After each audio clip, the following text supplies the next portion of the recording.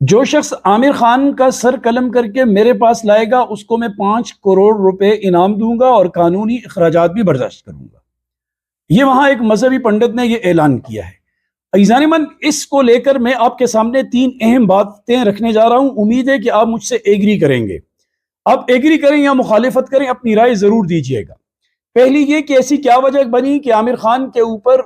اتنا بڑا الزام کہ انہیں قتل کر دیا جائے۔ دوسرا یہ کہ عامر خان اس اعلان کے بعد کتنے ڈرے، ان کا ڈر بھی میں آپ کے سامنے رکھوں گا۔ اور تیسرا، ابوالکلام آزاد جو امیدیں لے کر وہ انڈیا میں رہ گئے تھے انڈین مسلمانوں کے مستقبل کے لیے، مولانا حسین احمد مدنی وغیرہ جو وہاں رہ گئے تھے، وہ اگر آج زندہ ہوتے تو کیا محسوس کرتے؟ جی ہاں، ابھی کچھ دن قبل عامر خان نے تیسری شادی کی غیر مسلم عورت سے۔ پہلے 2 شادیاں ان کی تھی، وہ بھی غیر مسلمہ تھی، وہ دونوں ہندو تھی، دونوں کو طلاق ہوئی، ان سے بچے ہیں، بچوں کا نام مسلمان ہے، یعنی مسلمانوں کے نام پر ہیں، جنید وغیرہ، آزاد، اس طرح کے نام ہیں۔ اس کو لے کر بھی یہ ان انتہا پسند ہندوؤں نے بڑا شور کیا تھا کہ ان کا کوئی بچہ روہن، روہت، ویرات اس طرح کا کیوں نہیں ہوتا، سب کے نام مسلمانوں کے رکھے جاتے ہیں۔ یہ عامر خان مسلمان کر کے ہندوؤں سے شادی کرتے ہیں اور ان سے مسلمان بچے پیدا کرتے ہیں، ہندوؤں کو کم کر کے مسلمانوں کی آبادی کو زیادہ کر رہے ہیں۔ یہ ساری بات اس وقت زیادہ زور پر آئی کہ جب مہاراشٹر کے ایک وزیر نتیش رانا نے عامر خان کو لو جہاد کا ایمبیسیڈر قرار دیا اور کہا کہ یہ اس طرح کے کام کر رہا ہے اور یہ کوئی الزام نہیں، یہ حقیقت پر مبنی ہے کہ یہ غیر مسلموں کو کے ذریعے سے مسلمانوں کی آبادی زیادہ کر رہا ہے اور ہندوؤں کو، عیسائی عورتوں کو مسلمان کر رہا ہے۔ اس نے یہ بات کی تو وہ جو ہندو پنڈت ہیں جن کی وہ عجیب سی شکل ہے اور یہاں چونا مونا مل کے بیٹھے رہتے ہیں، گرو آچاریہ، بڑا لمبا نام ہے جو مجھے صحیح سے پڑھنا نہیں آیا، گرو آچاریہ اس کا نام، اس نے کہا جو قتل کرے گا عامر خان کو میرے پاس سر لائے گا، 5 کروڑ روپے انعام دوں گا، قانونی اخراجات برداشت کروں گا، اگر کوئی قتل نہ کر سکا میں خود جا کر قتل کروں گا۔ یہ اعلان جیسے ہی سامنے آیا، عامر خان ڈر گئے اور بیک فٹ پہ چلے گئے۔ وہ جو کہتے ہیں نا کہ نہ خدا ملا نہ وصال صنم،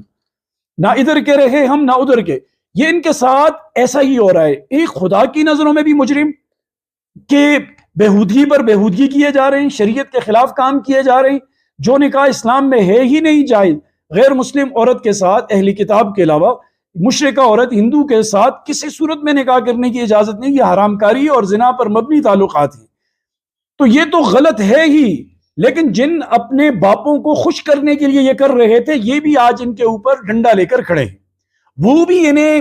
2 نمبر کا ہندوستانی سمجھ رہے ہیں۔ اس نے 3 شادیاں غیر مسلموں سے کی ان باپوں کو راضی کرنے کے لیے، اپنی بیٹی ہندوؤں کو دی ان باپوں کو راضی کرنے کے لیے، اپنی بہنیں ہندوؤں کے گھروں میں دی ان باپوں کو راضی کرنے کے لیے، لیکن یہ کبھی تم سے راضی نہیں ہوں گے جب تک کہ تم ہندو نہ بن جاؤ۔ اس سے بہتر نہیں تھا کہ تم مسلمانوں سے شادی کرتے، اپنے بچوں کی شادی مسلمانوں سے کرتے، اپنے بہنوں کی شادی مسلمانوں سے کرتے، تو یہ ہزیمت تمہیں نہ اٹھانی پڑتی، یہ شرمندگی تمہیں نہ اٹھانی پڑتی جو آج جس شرمندگی سے تم دوچار ہو، پوری دنیا کے اندر لوگ تم پر ہنس رہے ہیں اور تم ڈر کے مارے اب آ کر کہہ رہے ہو کہ میں تو بہت سوشل ہوں، میں تو بہت سیکولر ہوں، میرا مذہب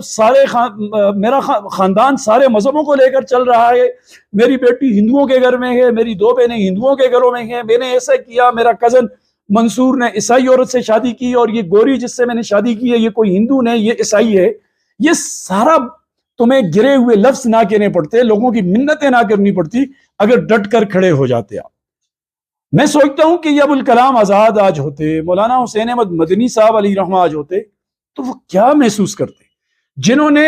جن کے پاس انتخاب تھا، جن کے پاس چوائس تھی کہ وہ پاکستان چلے جائیں، مسلمان ملک کے اندر چلے جائیں، لیکن انہوں نے کہا نہیں، ہماری پیدائش یہاں پر، ہماری یادگاریں یہاں پر، ہماری عقیدتیں یہاں پر، ہم ہندوستانی رہنا پسند کریں گے، اور انہوں نے ہندوستان کو چوز کیا۔ اور پھر ابوالکلام آزاد نے اتنی محنتیں کی، اتنی کوششیں کی، اور اس کو لے کر مجھے تو وہ جو شاعر ہیں رانا، بڑے مشہور شاعر اردو کے اور ہندی کے، وہ ان پہ بھی حیرت ہوتی ہے کہ جنہوں نے وہ مہاجر نامہ لکھا اور وہاں کے مسلمانوں کے اوپر رونا لکھا کہ آدھے مسلمان ادھر آدھے ادھر، اور پاکستان کے مسلمانوں کے بارے میں بہت اپنے دل کے جذبات بھڑاس نکالی ہندوؤں کو خوش کرنے کے لیے، کس منہ سے تم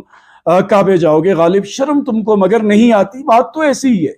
انتہائی برا حال ہے، عامر خان کرو، سلمان خان کو کرو، یا کسی بھی مسلمان کو کرو۔ میں یہاں پھر عرفان پٹھان کو تھوڑی سی داد دینا پسند کروں گا کہ انہوں نے کم از کم بے غیرت رہے، بے شرم رہے، بزدلی کا مظاہرہ انہوں نے کیا، ہر درجے سے گرے ہوئے رہے، لیکن کم از کم شادیاں مسلمانوں میں کی، اپنی شادی کی، اپنی بھائی کی شادی سب مسلمانوں میں کی، امید ہے بچوں کی شادیاں بھی مسلمانوں کے ساتھ کریں گے۔ اسلامی نقطۂ نظر سے شریعت میں ہندوؤں کے ساتھ شادی جائز ہی نہیں ہے، نہ کرو بھائی ان سے شادی۔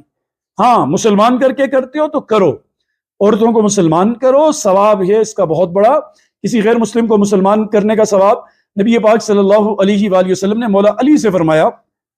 کہ اے علی، اگر تیری وجہ سے کوئی ایک آدمی ہدایت پالے، مسلمان ہو جائے، تو یہ سرخ اونٹوں سے بہتر ہے۔ اونٹ جمع ذکر کیا، اور اس زمانے کی اونٹ آج کی مرسیڈیز کے برابر تھے، یعنی اتنا بڑا ثواب کا کام ہے کسی غیر مسلم کو مسلمان کرنا۔ تو یہ مسلمان کریں اور پھر شادی کریں، لیکن کوشش کریں کل کو آپ کے بچے بڑے ہوں گے، وہ تو نہ مسلمان رہیں گے نہ ہندو، وہ کچھ بھی نہیں رہیں گے، بلکہ وہ تو آپ کے ڈر کی وجہ سے وہ ڈر ان کے اندر جائے گا، وہ ہندو بنیں گے، اندر سے پورے ہندو ہوں گے، وہ ہندوؤں کو ہی سپورٹ کریں گے، صرف نام ہی اگر مسلمانوں کا ہوگا تو کیا رہے گا؟ تو یہ کیا بنے گا ان کا؟ وہ جو میں نے شروع میں کہا تھا کہ ان لوگوں کو نہ خدا ملا نہ وصال صنم، بہت برا حال ہے ان کا۔ اللہ پاک ان سب کے، ہم سب کے حال کے اوپر رحم فرمائے۔